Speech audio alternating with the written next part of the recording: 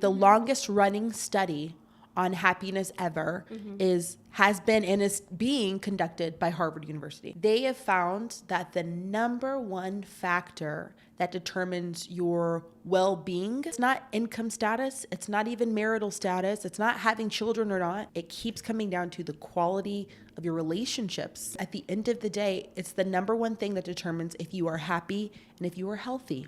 The quality of your social network. And so I just think it's worth paying more attention to, not just as a recreational pastime to have friends, but from a wellness perspective. Today, I am joined by the one and only Danielle Bayard Jackson. Danielle is a renowned friendship expert, PR professional, author, and speaker who has dedicated her career to helping people cultivate meaningful and fulfilling friendships. Danielle's expert advice has been featured in outlets like the New York Times, Wall Street Journal, Washington Post, NBC, and Oprah Magazine. She also speaks across the country about the power of female friendship and recently partnered with the one and only Bumble as the official spokesperson for their friendship platform, Bumble BFF. She's the author of the upcoming book, Fighting for Our Friendships, which is coming out later this year. Danielle, how are you feeling today? I'm feeling really good, and I'm glad to be here talking to you. Okay, and you just flew in, right, from Florida? I did. You look like you didn't just walk off a plane. I took a shower. I freshened up, for the occasion. Okay, so I do have a preliminary question, and it's just to make sure that you're qualified to be on the show. And if you get it wrong, you do have to leave. Oh, my God. So the question is, do you know what you're doing? The answer is no, I don't know what I'm doing. You're good. Yeah. You're good to go. She's good to go, guys. She's qualified to be on the show. She has no clue what she's doing, just like the rest of us. Okay, and I have a second preliminary question. I don't ask this to everybody, but will you be my friend? Oof. The answer to that is a definite yes. Okay, Is good. a definite yes. My parents were like, if she says no, like, we will pay. And the budget is also unlimited. Now I'm going to get into this little rapid fire round just so we can get to know a little bit more about your background. Yes, okay. And first question is, where did you grow up? I grew up in Tampa, Florida. Oh, so you really are a Florida girl at heart. All right. What did your parent or parents do for a living growing up? My dad was a drill sergeant in the Army, and my mom was an accountant. Okay, Cadet Kelly. Did you go to college? And if so, what did you study? Yeah, so I went to the University of Florida, and I studied English. What was your first job? Oh, my God. My first job was at Wet Seal. I don't know if you've ever heard of it. No, I'm not. That sounds like a Florida thing. It was one of these retail shops in the early 2000s selling, those sweaters with your initial on the sweater and whatever the hot jeans were. It was just the typical starting out job. And I just thought I was way too cool. Working in the mall. Okay. You probably were too cool. I probably would have been scared of you in high school. What is your current job? My current job is a friendship coach and educator. Very, very nice. Do you like your current job? I love my current job. I love it so much. Okay. Now I want to talk about your crazy career trajectory. So from my internet sleuthing, what I could tell, and also I've been following you since 2020 on TikTok, and so I'm a little bit of a fangirl right now, I'm not gonna lie. But what I've discovered about you is that you were not always a friendship expert. You were once a teacher. That's true. Yeah. So I actually started out as a high school English teacher. So I was teaching 11th and 12th graders. And between class and after school, the number one thing they wanted to talk about was friendships. It always came back to that. And I, at one point, became the academic chair. So I was in charge of the entire department. And it was the number one thing that teachers were bringing me about their own classrooms was issues the students were having with their friendships. And so we kind of had a front row seat to how issues of connection and belonging impacted everything else. Their attitude, their academic performance, even their attendance. If you feel like your friend doesn't like you today or that you're out of the friend group, you don't even want to come to school. So it's just interesting to see how that kind of infiltrated everything else. And so then I ended up leaving the classroom to get into public relations. And I foolishly thought, I'm no longer working with teenagers. So I'm leaving that drama behind. Ooh, you thought wrong. Dun, dun, dun. Yeah. And then, I'm working with these amazing, high achieving, charismatic women. And they too privately have their own friendship issues. And so for the past 6 years, for a living, I leveraged my background in education to study what the research has to say about women's cooperation, communication, and conflict. Damn, girl. You definitely work in PR. That was like perfect. Okay, I'm curious. I'm going off script a little bit here. Yeah, let's do it. What was your friend group like in high school? Like, did you have friends? You know what's so funny is the very first day of high school, like I'm a freshman, right? And the very first day, my mom's trying to like tell the girl in the neighborhood to sit with me on the bus and let Danielle sit with you at lunch. And I'm like, please, you know. And long story short, I walked into that cafeteria. You look around, you don't know who to sit with. And I took my lunch right back out and I went in the bathroom and I ate that sad peanut butter sandwich alone in a bathroom stall. Oh, no. But by the end of high school, I was on the basketball team and senior class president. And so it just was such like a coming into your own, you know, getting comfortable with who you are. I think that's just like the theme of life, honestly. Wow. That is like legit a Disney movie. That is crazy. You went from eating the peanut butter in the stall to being like school president. Yeah. Wow, that's like some High School Musical stuff right there. Yeah, it was awesome. But I learned a lot and made a lot of mistakes in my high school friendships. But I would like to think I've grown out of some of those things. And I think we all do. I was just hanging out with my high school best friends the other weekend, and we were just like, first of all, we were very weird in high school, and like we were kind of mean to each other. Like we just weren't mature women. We were like girls who made mistakes. I'm so glad you said that because like I have shared that once on social. It did not go well. And I just thought it was so interesting because I think people see the persona of, you know, it is my, you know, personality and brand to be, you know, warm and encouraging in the content. But the one time I was like, in high school, I wasn't the nicest girl. It was like, it wasn't received well, but it's like, but that's true. And I know now that that's from insecurities and things like that. And I'm thankful that there have been things developed in me since then, but that's my truth, you know? So if you're in high school and you're watching this, like, it's okay. You're going to figure it out. You're going to work out all the kinks.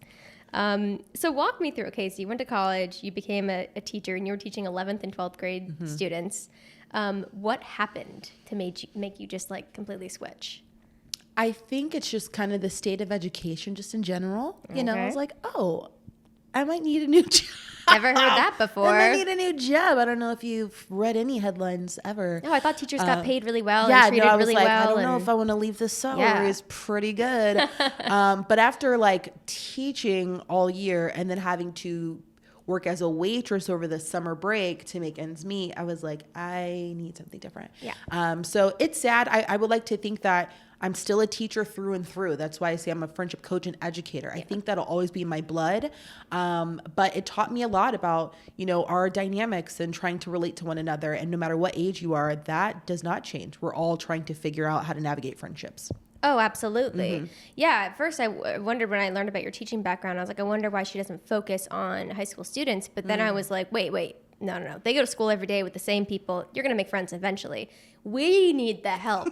Once you get thrown out into the world and you move to a city where you don't know anybody, and it's like you're supposed to already have friends at that point, that's when it gets ako taco. And that's why you have been so successful, because there's such a massive need here, and we are going to get into that. I'm just curious, though, going back to when you made that decision to get out of teaching and get into friendship coaching, I think there's a lot of listeners out there who are feeling unfulfilled in their current jobs or just burnt out, and they're just looking for something else. Obviously, looking back, you're like, oh, yes, I was a teacher, and now I'm a friendship coach. But I'm sure it wasn't that easy in the moment, and you were figuring it out as you went along. Do you have any tips or advice for anybody out there who's like, you know, I think I'm just meant for something different. I'm meant for something more. There's something different that I feel like I have to be doing. I don't like what I'm currently doing, and kind of figuring out what that next step is? That's such a great question, because when people, you know, when I do outline the story of, you know, this happened and now I'm here, it just is so easy to look back at things and see how they all make sense.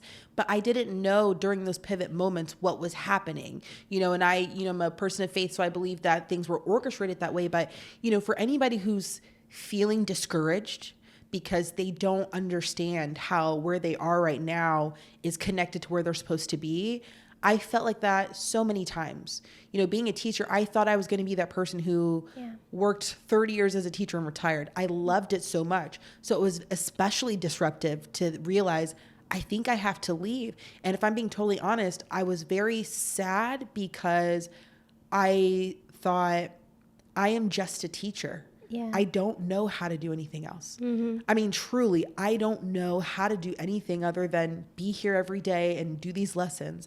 And so the first thing I had to do was figure out, okay, what are some other jobs where I can use the same skills? I like to read, I like to write, I like people. Yeah. So I really kind of shopped that around, like, what else could I do? Okay, public relations. So kind of getting strategic about it. But I do believe, looking back, everything was orchestrated in such a way that my unique experiences in each area all beautifully work together, and they're all the things that I need to do what I do today.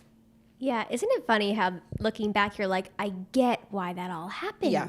The way that it happened, there really was a reason for everything. In the moment, it was so discouraging. But, you know, one door closes, the other one opens. It's a cheesy saying, but goodness, is it true.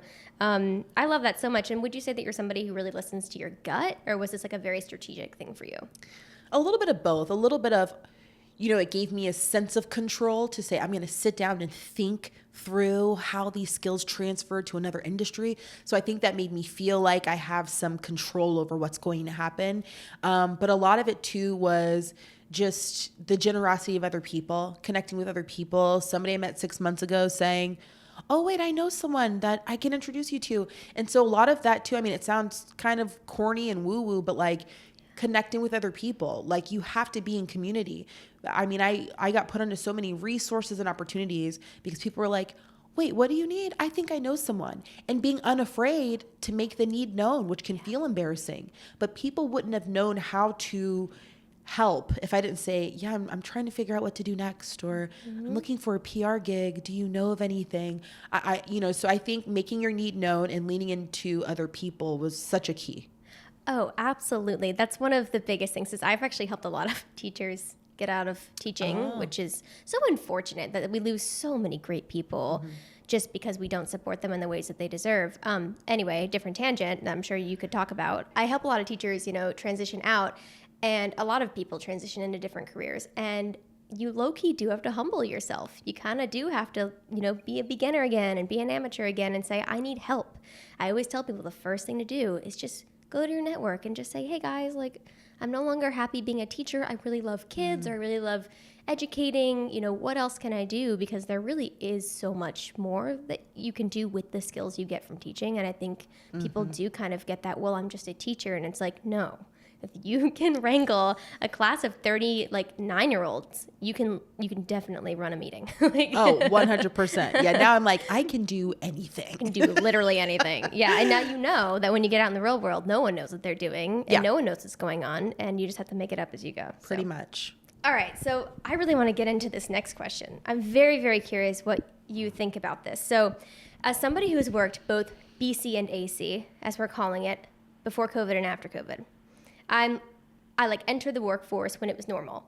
And although I'm a freelancer, I've permalanced. So I've gone through periods of time where I went into companies every day, and I made friends. I sat at the same desk.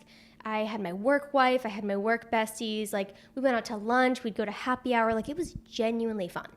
And it didn't matter if some days the work got dry. I had my friends, and I looked forward to going to work. I brought my dog in for a while to this one gig I had. It was just like really fun. And then I also worked at another company for a long time post-COVID, and that just didn't happen.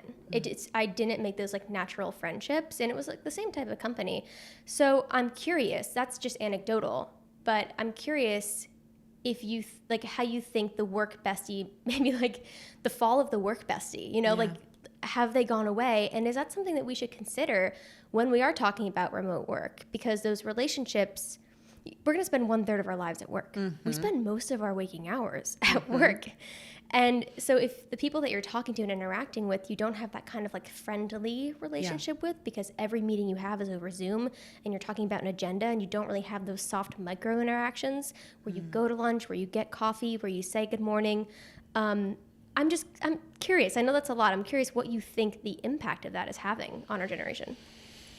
I have so many thoughts on this. It's like not even funny. You need a notepad. Yes, seriously. Okay, let's take a break for me to recharge. No, I have so many thoughts. First, I want to acknowledge, I know people have very strong opinions on in-person work and remote work. Yeah. I'm just going to share some facts, okay? You're right. We do spend a lot of our time at work. 90,000 hours of our life, the last I looked it up, will be spent at work. The number one place adults make friends is at work.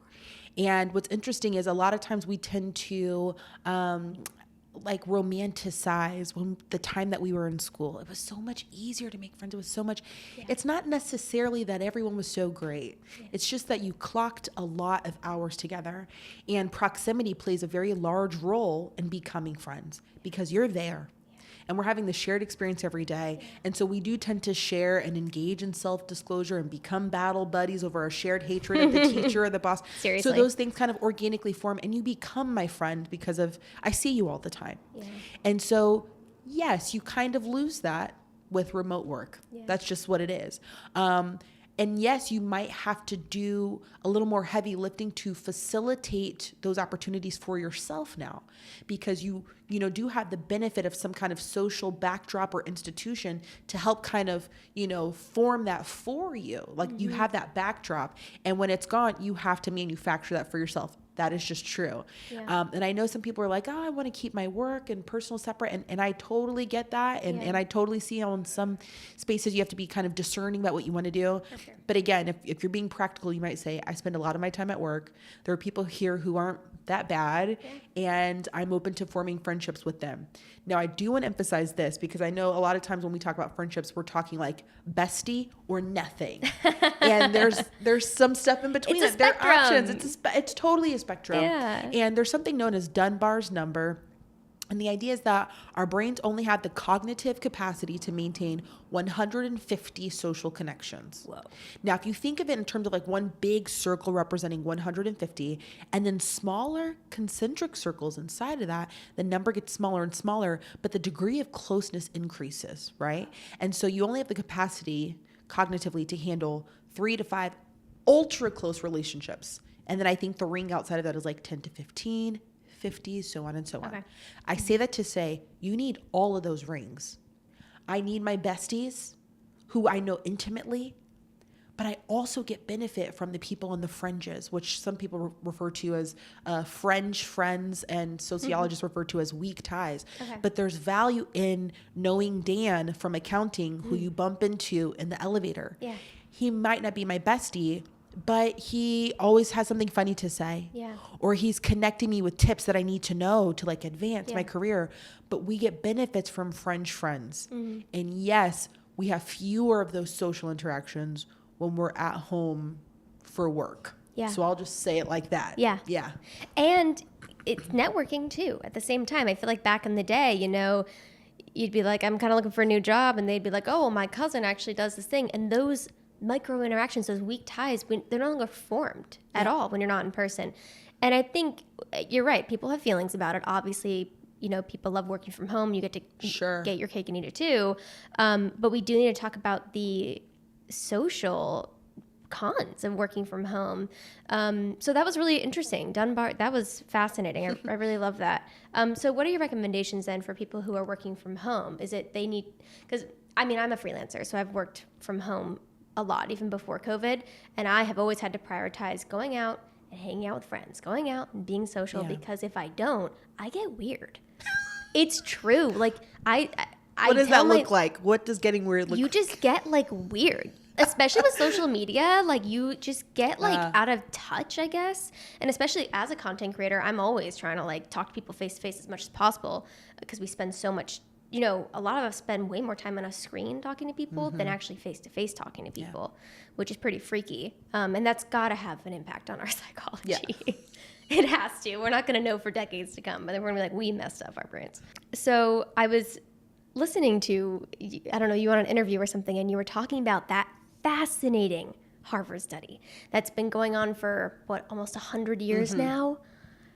Am I putting you on the spot? Can you tell us a little bit about that? Over 700 men. Yeah. So just like very broadly, the longest running study on happiness ever has been and is being conducted by Harvard University.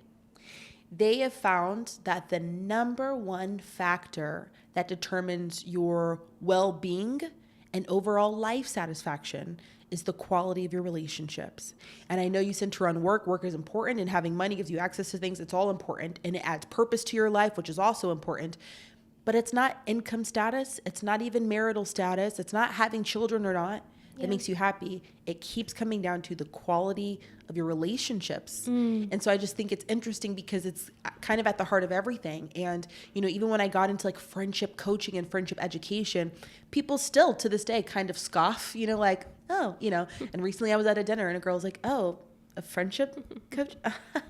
Okay. And I was like, oh, okay. Yeah. But it's like, it's so validating because at the end of the day, it's the number one thing that determines if you are happy and if you are healthy, the quality of your social network. And so I just think it's worth paying more attention to, not just as a recreational pastime to have friends, but from a wellness perspective.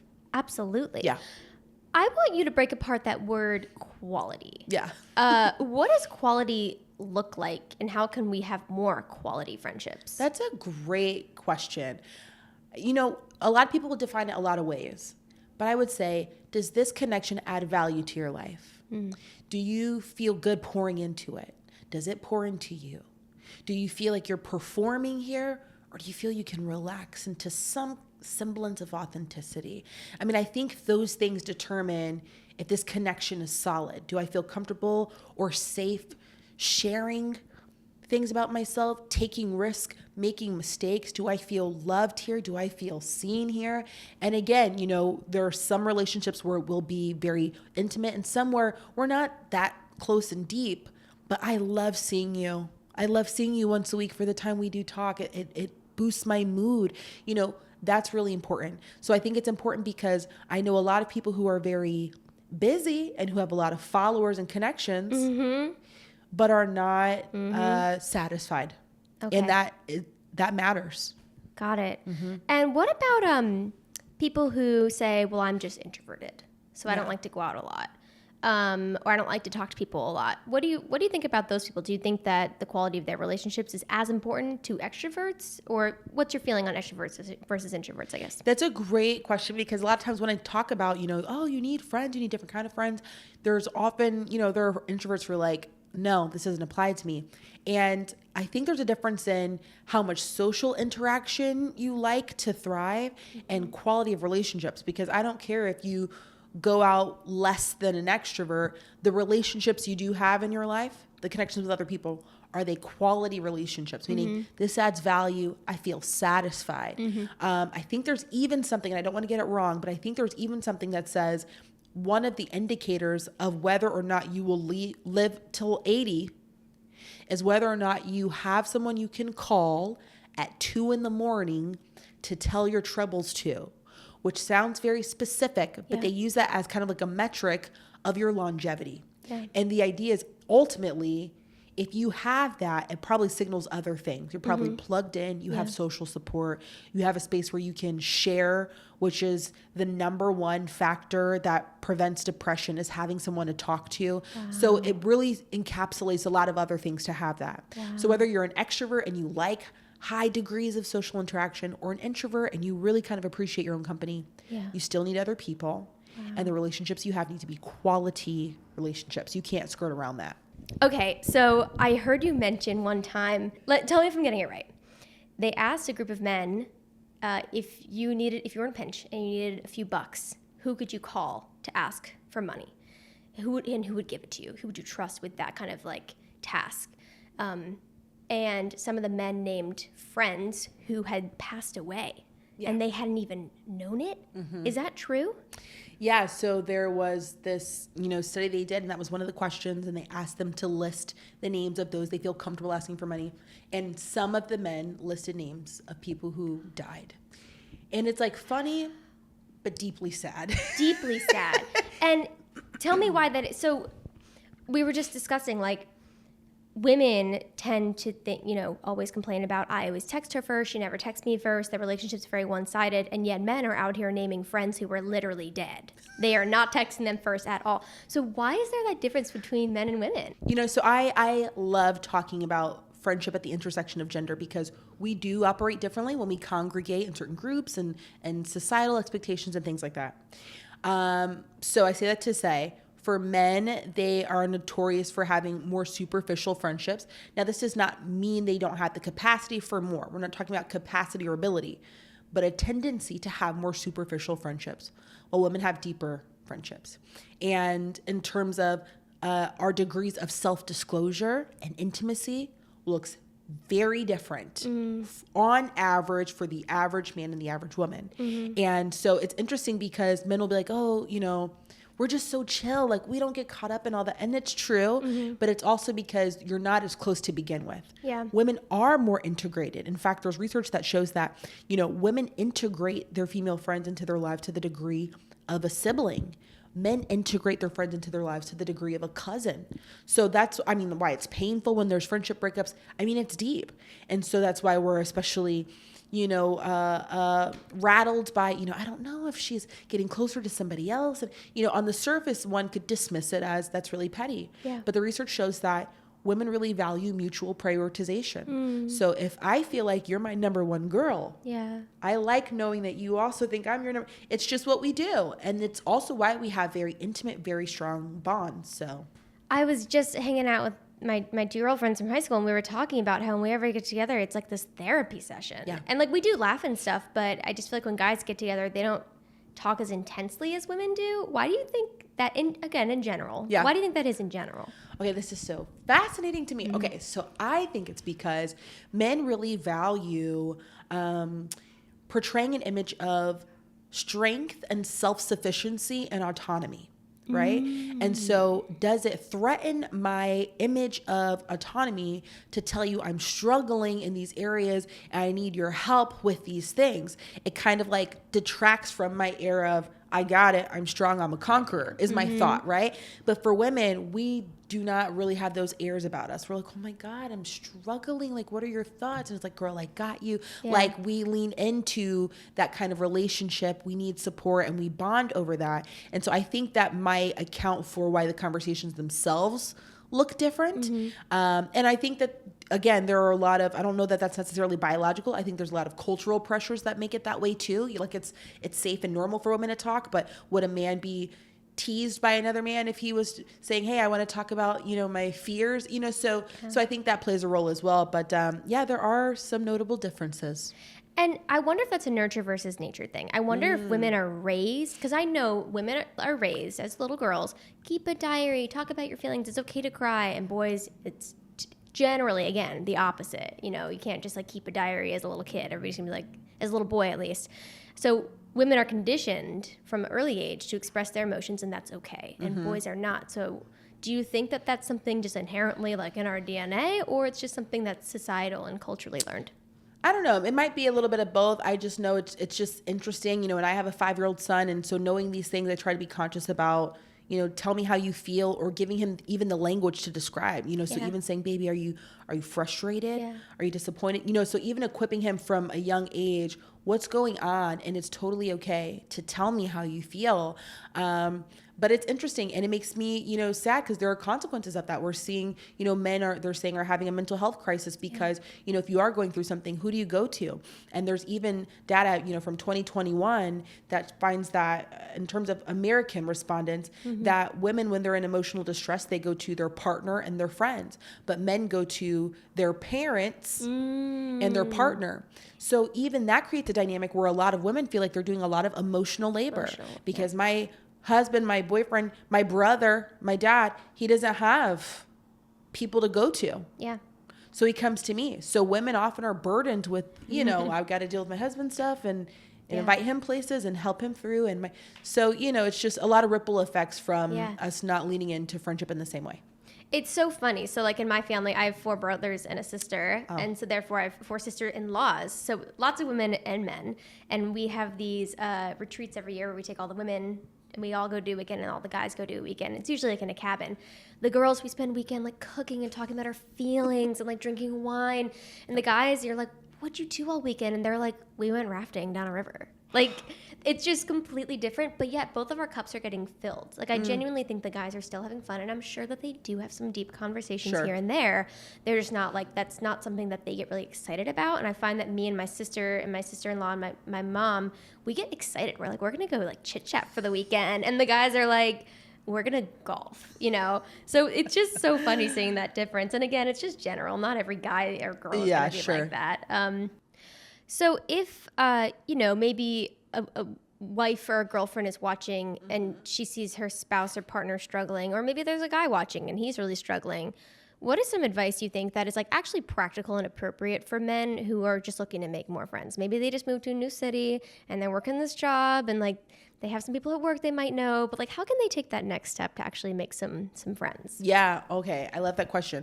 So for women listening and they have a guy in their life, I recently did an episode on my podcast, the Friend Forward podcast, and we interviewed a bunch of men and I asked them because I was like, I don't know.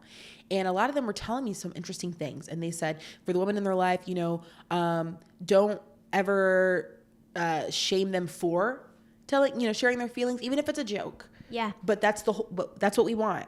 So if he's ever, upset about something, not, oh, you're so upset, or, oh gosh, you're getting soft on me. Be mindful of how many times you playfully dig at that. The second thing is if you're encouraging him to go with his friends, don't say it like you need to go talk to somebody to motivate them. It's better if you push for them to go do things together, or if you say things about them having wisdom that they need to share. Like, you know so much. You could probably benefit from being with a guy with you. You know so much. So those things are more motivating than like you need guys you can talk to, that you can open up with. It's just a different motivator. So they operate a little bit differently. And then finally, invite them to some of the events you go to. I say some, because sometimes women are like, you're inviting your boyfriend again. Okay. Everything. So every now and then be like, oh, do you want to come? If it's, every now and then. For men who are listening, it is okay to be like, yeah, I'm looking for some guys to like connect with, maybe lead with activities, maybe say like, hey, I am working on this project. I'm looking for some guys to help me out, or I'm working on, so some of those things give a third object. I've heard it referred to. So they say men often need a third object. What's the thing we're doing? Yeah. And conversation will follow. Making a fire, chopping down trees. Yeah. So like if you want to start a group online or in your neighborhood and say like, a couple of us are getting together because I'm trying to put the shed together, but it's just so complicated. And I know that might sound reductive or stereotypical, but that might be more motivating to a guy as opposed to like we're going to get together and talk about how we feel. Yeah. So, I would say lean into it, but for the guy who's listening who feels like he's alone, you're not. I get the emails all the time. You are not. But you have to kind of have the courage to raise your hand and say, hey, I'd like to link up, because you'd be surprised by how many others feel the same way. The more we talk, the more scrunched up I'm going to get, by the way. It's just what I do. Yeah, cuddle up. I get really comfy. Last time I took my shoes off, but it's kind of hot in here, so I'm not going to do that with you. Okay, so I want to talk about bridesmaids and groomsmen. I don't know why, but I don't know a single woman who has had an easy time picking her bridesmaids. Why do you think that is? I feel like it wasn't like that for my mom's generation. So I've had several coaching sessions where the woman's coming to me to talk this through. Okay. And again, I can't stress enough, onlookers or outsiders are tempted to dismiss it as, that's so petty. Oh my God, so much drama. Yeah. The reason it's such a big deal is because of what we said earlier. Women really value mutual prioritization. Oof. I like feeling that if I'm your number one girl, you're my number one girl. I like that. Well, when you now have the one time in your life where you have to put your friendship hierarchy on display, that's going to cause issues. So if I'm thinking we're close, we know everything about each other. We see each other every day. And then I'm either not the maid of honor or I'm not in the bridal party at all. Yeah. You do have women walking away thinking, wow, this isn't what I thought. Yeah. This friendship is not what I thought. I don't even know if I want to stay in the friendship anymore. I mean, multiple times have heard that because they feel like they just unearthed this revelation. Wow, you are not as close to me as I thought. So it's a whole thing. It's also very disruptive because a lot of friendship stuff that you've been sitting on tends to come out during that time. Comes out of the woodwork. Yeah. So if you chose the childhood best friend, but she has a tendency to make things about herself, or the friend who's like, okay, I'm your new friend and I'm closer to you than her, but you chose her over me. And then them trying to, some of them signal their closeness with you, at the Bachelorette, they're trying to show that they've known you longer. There's just a lot of things going on, during that time.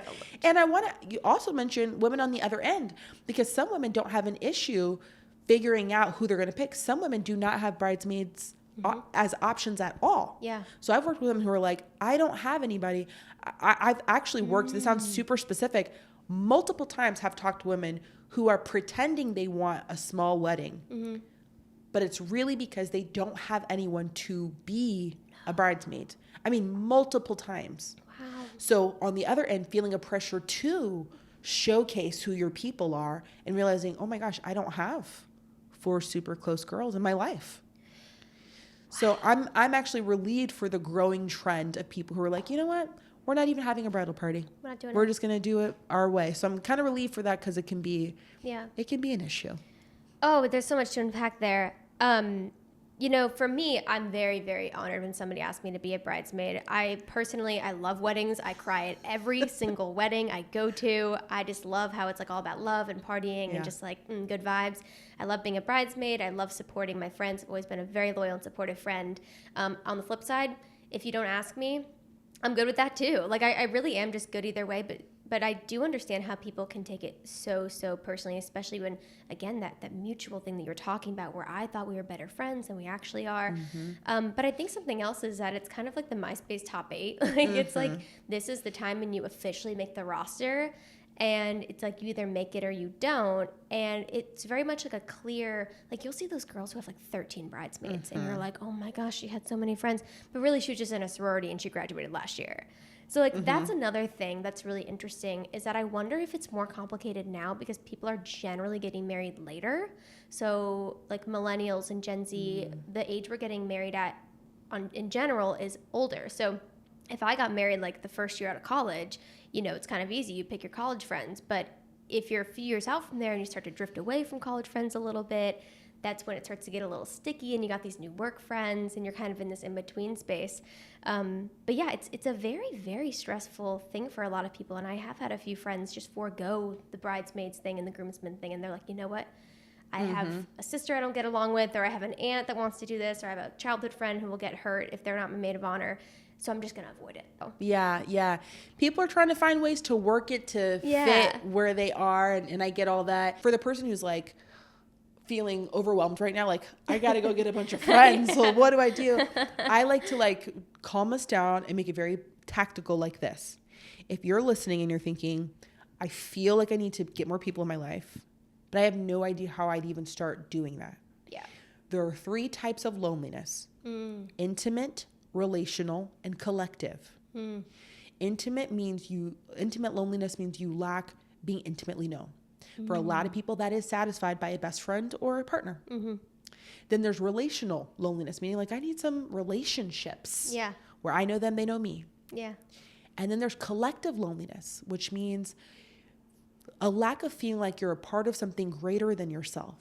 So a lot of people find this community in church, volunteering, certain causes. They feel like I'm a part of something bigger. I'm a part of this group. Yeah. So if you're feeling disconnected, it's one of those things. Yeah. To give you a little bit of direction so you don't feel so overwhelmed. It might be one of those things. So one exercise, and I'll end with this, that will help you figure out where you need to start moving your feet is, let's look at collective loneliness, right? I want you to think about the phrase, I am blank. How would you fill in that sentence? And how can you do that, let's say 5 times? So for me, I might say, I am Black. I am a woman. I am a creative. I am a Christian. Like, what are the things of my identity I would fill that out as? Okay. Then your next task is, are you in community for those things? That's it. So if I'm a mom, where am I going where that part of my identity is affirmed? I'm getting support. As a Black woman, I need friends who understand the unique experience of going through the world like that. As a creative, I need some people who can like have a creative conversation and not just talk Excel all the time. You know, I need that. Yeah. So for the person who feels overwhelmed, like, man, I hear you, Danielle. I know I need connections, but I don't really know what to do. Yeah. That might be the first thing to do to start having clarity on, I know where I need to start moving my feet. Oh, wow. How much do I owe you? Damn. Yeah, they were saying in that Harvard study that loneliness is one of the most complex emotions a human being can feel, and it's one of the most damning things that can be a death sentence. Yeah.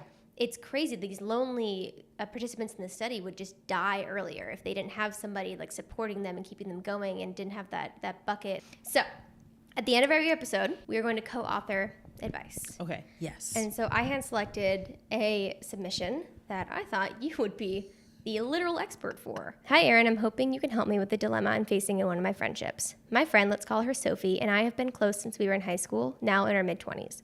However, slowly over the past 3 to 4 years, we've been growing apart, and it's becoming a bit awkward for me. The problem is that Sophie has become very outspoken about her political views, which are vastly different from my own and have become increasingly more fringe since 2020. She's always been a smart and skeptical person, someone I used to go to discuss controversial topics. A couple of years ago, she married a guy who has more extreme views. Staunch conservative, spends a lot of time on Reddit and listening to conspiracy theory podcasts that he completely believes are true. I love hanging out with her, but when anything vaguely political comes up, the conversation turns sour for me. I find myself losing respect for her when she says something blatantly untrue, like it's a cold, hard fact. And the worst part is she knows I lean to the left, but it's like she is still working to convince me that I'm flat out wrong. I'm all for having friends with different opinions, but it's reaching a breaking point where her opinions feel less and less like something I should bite my tongue on. She's not mean in any way, she's just so deeply wrapped up in these thoughts and beliefs. I don't want to cut her off or break the friendship entirely, but I feel so awkward bringing it up to her because I don't want her to think I'm being self-righteous or judgmental. Should I bring it up to her? Should I minimize contact? Or would you recommend I break off the friendship altogether? So I like to offer things to consider as you make the decision that's right for you. That's how I kind of get around that, okay? Okay. The first thing is to your point, so many people are going through this. I've had that where you're like, okay, I don't know how to feel because I love you, but also I can't condone literally anything you're saying. First, I just want to validate. To some degree, we do have harmony in our friendships when we share the same worldviews. Not opinions, but we see the world the same. We subscribe to the same ways that it ought to function, what's right, what's wrong, what's inhumane, what's immoral. It brings us together because we see the world the same. Okay. So I totally get how it feels very jarring when you're like, wait, we don't see the world the same? Yeah. And so the main thing I would say is, for a lot of people, when we vary on political things, some people can come to some kind of agreement. You know what? Let's take it off the table. Let's not talk about it. But sometimes that doesn't work. Mm-hmm. And if you find that the issue on the table is one where you feel like your humanity or somebody else's humanity is threatened because of these ideas, like these ideas are harmful, it makes total sense to me that you feel like it's repellent. Like, I can't get close to you because I don't have respect for the things that you say and believe. Yeah. And what makes it really tricky is we think, oh my gosh, but will this make me a disloyal friend? What does this mean? We don't have to vilify somebody to distance ourselves from them. It's easier to. It's easier to be like, you're a jerk and leave, but there's gray area here. Absolutely. So I would say if you find that you can have boundaries, okay, we won't talk about these things and still maintain a friendship, go for it. Yeah. But if it's to the point where it's causing resentment, you're questioning who she is as a person, you feel like her views are harmful to the world because she's perpetuating things that are dangerous, and you can't just contain it by minimizing your frequency of interactions, you might have to consider, hey, this is somebody who, if they needed me in a crisis, I would be there. Yeah. But it feels harmful to continue to engage with this person in my life and to go ahead and grieve what you used to have, but get more comfortable with a distance that allows you to maintain some sense of, joy and integrity. Yeah, for sure. And the last thing I'll say is, because she mentioned, I don't know how to bring it up to her. Yeah. It's okay to say, man, girl, I'm finding it hard to, click with you lately because I don't see things this way, and I don't know, and I'm not trying to be self-righteous. She used that phrase in the message to say it. I hope you don't think I'm judging, but it's really hard to connect with you because I think some of that stuff is really dangerous. Mm-hmm. But I'm curious to hear what you think. What are your thoughts? It's kind of a gray area thing, right? It's tough. And I really resonated with what you say. A lot of the times people will come to me and they'll say, I really want to tell somebody else this, but I just don't know how to say it. And I'm like, say it exactly how you just said it to me. Yeah. Not always. But sometimes I'm like, just tell them that. Just tell them you don't want to be self-righteous. You don't want to sound condescending or judgmental or whatever. But just tell them, maybe can we just avoid politics? Because I notice that every time we bring it up, maybe things get a little tense, or I have differing views about this. So can we just stick to these other topics that we love to talk about? But yeah, it might mean minimizing contact if it is causing them that much anguish. And people do grow apart. Like, you know, your interests will maybe grow in different directions, and that friend might become a different type of friend to you. But yeah, I would say that's really difficult. But I would definitely talk to the friend about this in a very like loving and just non-judgmental way. That would be my recommendation, my expert friendship recommendation. And it's hard not to want to change a person. I think that's where it gets tense too. Like, hey, let me show you all the ways that that's wrong. And just a talk, to your point, talking to her, maybe acknowledging, hey, it's been really hard lately. I know we see things differently, and I don't know how to get over that. I'm really struggling. Like, to even say that I'm struggling to connect with you because just lately you see some things that I just, girl, I can't get with, you know? And, you know, it's really hard. But if, to your point, if you guys can't take it off the table and you find you want to talk about these things, but you can't even talk to your friend about the things. I mean, friendship is based on, I trust you. I respect you. I see things the way that you do. We can talk about things together. If all that's removed as a consequence of differing political opinions, I mean, you know, people change too. People change over time. And that's okay. Well, I think that was fantastic advice. I hopefully Sophie and the writer get some type of resolution, because it sounds really stressful, and it's maybe even stressful for her too. So you never know, maybe you're doing her a favor by bringing it up. But I wanted to give you a little moment here to talk about your new book. I mean, you got a podcast, you got a book, you got a coaching, you got your PR agency. I don't know. And you got 2 kids. How do you keep your head on straight? Like, you must have a team of people. So great. So tell us about the book. When's it coming out? When can we expect to buy it and read it? Yeah, thank you for asking about that. The book is titled Fighting for Our Friendships. And the whole idea is just, what are the mechanics of women's friendships? Okay. Because I don't know if you're seeing the same things on socials that I see, but there's like 7 flags that she's a narcissist and 3 signs that and it's like, I get it, and that's helpful, but at the end of the day, you end up saving 20, 30 videos, trying to commit all these rules to memory of what's against girl code and what are the red flags, and I just don't believe it should be like that. I believe that if we take an aerial view of, wait, what brings women together and what tears them apart? If you learn that, then you'll be more confident and equipped for the little things. And so, you know, all of my stuff lives at betterfemalefriendships.com. And I'm so grateful to you for facilitating a moment to talk about this, like for hearing that your audience wants this and saying, let's talk about it, and for allowing me to lend my voice to the conversation. And I really appreciate that. Oh my gosh, of course. It was a pleasure to have you. I mean, there's a reason you've been featured in all these publications. There's a huge, huge need. You're very articulate. You're very well researched. And I think you're making a huge impact on the one thing research says that affects our happiness and our longevity. So thank you. Thank you so much. Please go follow Danielle on social. Go to her website. Do all of the things. And I can't wait to read your book. I'm so excited to add it to my bookshelf. I'm sure it was a ton of work and research going into that. Everything you touch turns to gold, so I can't wait to read the book. And thank you so much for being here today. Thank you for having me.